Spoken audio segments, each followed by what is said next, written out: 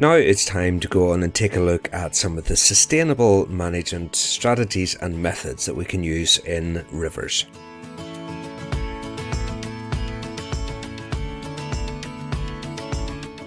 So we've already seen that rivers flood both naturally and because of human activities, and we've looked at some of the impacts of those. But is there anything that we can do? Are there ways in which we can manage rivers sustainably? Well, let's have a look at this image. First of all, does this look like a particularly sustainable way of managing a river? Does it look like a particularly natural river, or a river that has been so modified by human activities that it doesn't really look anything like a natural river before?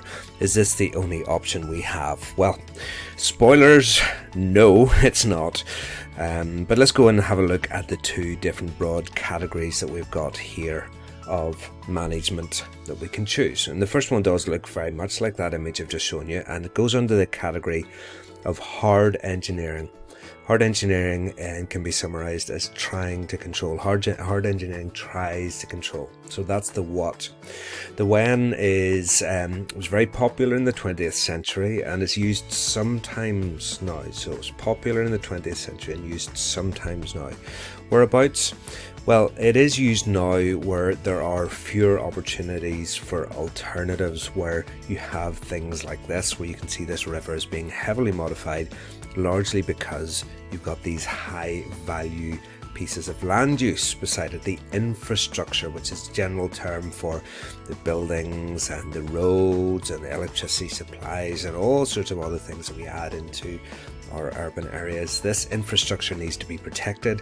Perhaps they didn't really have a choice. So this is your what. These are your methods that try to control the natural processes. It's common in the 20th century, but it's still used in some places today, and where the high value land is close to the river. Okay, so you can pause the video and you can add that into your books.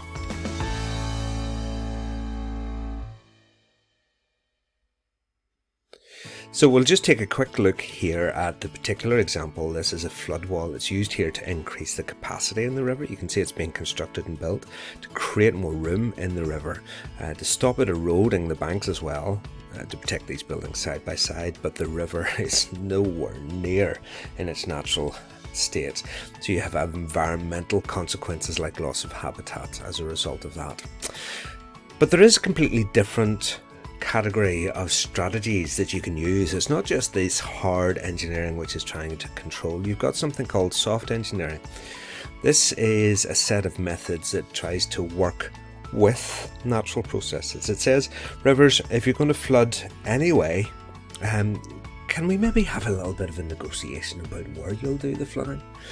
And this is very much the preference in the 21st century. This is how we would like to default to our river management at the moment. And we'll see as we go through this and into a little GIS task afterwards. And the locations where this can happen can be places like upstream of urban areas and in urban parks. And this is very much seen as part of seeing a river in its total state, right from the source all the way through the drainage basin, through the area that needs protection down to the mouth. If you look at the river as a complete system and have management of it that is drainage basin wide, then you can very often come up with management strategies, these soft engineering strategies that do get your outcome of flood control, but don't have some of the negatives that hard engineering do. So in this particular case, the high value land is further away. This is an urban park. So what you're using here, this particular method is called washlands, and it's actually using the natural store of the floodplain. Here you can see the riverbank normally, and what has happened is that the water has flooded onto the floodplain. Remember, floodplain, flat area close to a river, that is commonly experiences flooding, yes. So this is a natural store. So if you can store the water here, it means that less water is travelling down the river to potentially flood the houses here.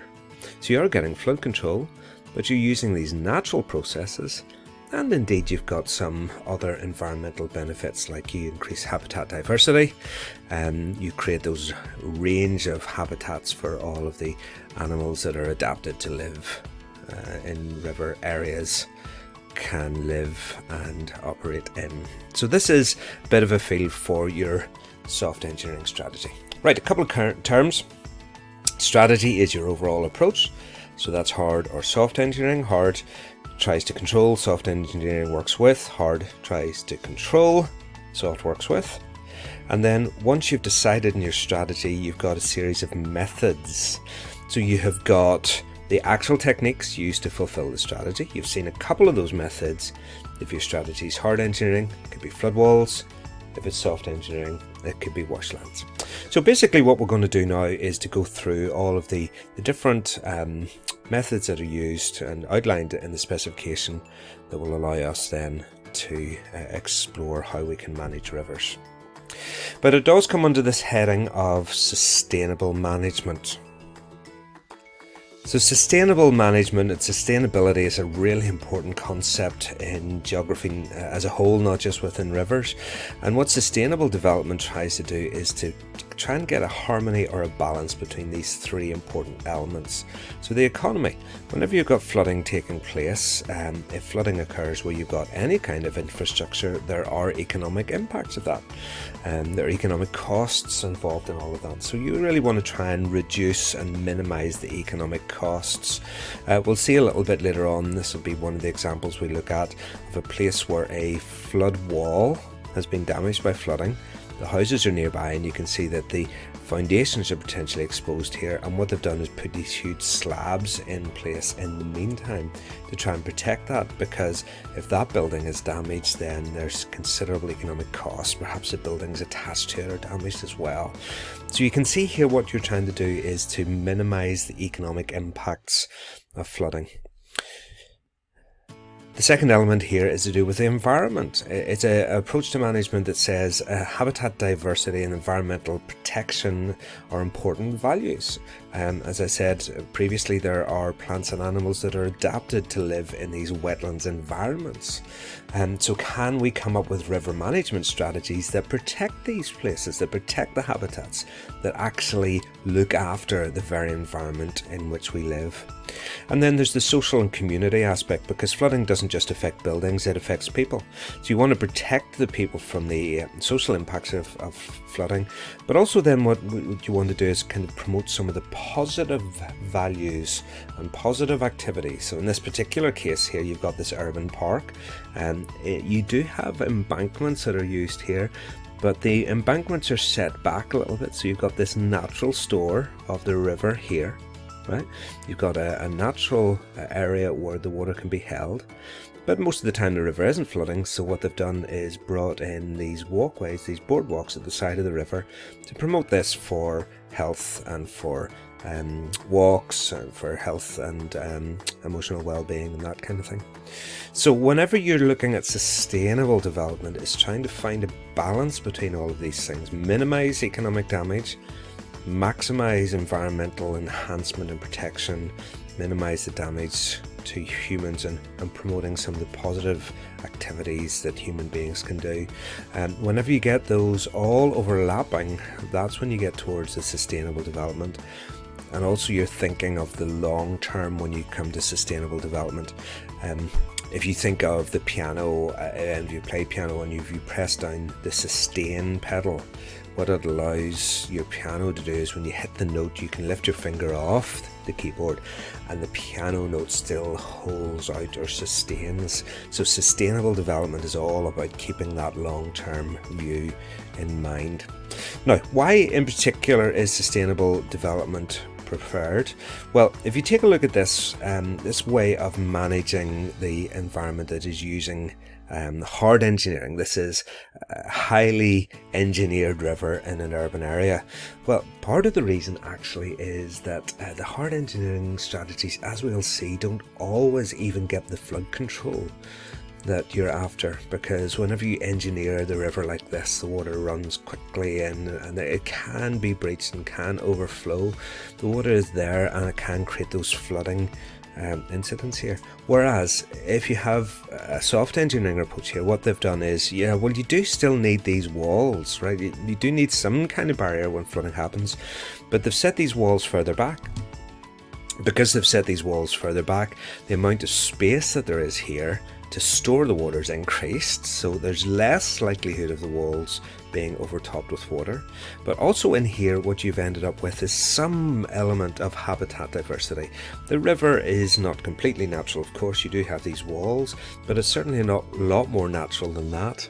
And what you have is some opportunity for diversity of habitats for plants and animals. And again, you can see some of the social benefits here to the people living nearby. Makes it attractive and accessible to local communities. Here comes the floodwater, and there's just so much more space there for that to be protected. And it connects the river with its floodplains.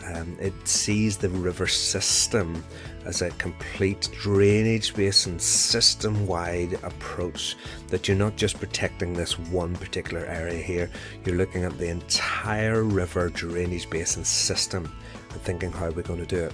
So in this particular case, you've got buildings here, so you maybe need to protect those buildings. You need to put a bit of a seawall here. The football pitch, well, if you went down to play your weekly match, you mightn't be too happy, but that's grass. So think what will happen to that water. Well, yeah, it's going to infiltrate in, isn't it? Maybe not immediately, because the ground will be saturated, but it will infiltrate in. The football field will dry out. There will be no major economic consequences of that, and there'll be no major long-term social consequences of it. So it's seeing this river system in its full interconnected sense whenever you're making these decisions about what you're going to do. So why is sustainable or soft engineering preferred? Because it can bring flood control, yes, absolutely, and it brings social and environmental benefits at the same time, and that's the key for it. What you're doing is, if you like, you are having your cake and eating it at the same time, and that's why it's preferred. Not always possible, as we'll see, for various reasons, but where it is possible, it's absolutely preferred. So as we move into the next video, then we'll start to take a wee look at some of the particular methods that are being used for both hard and soft engineering.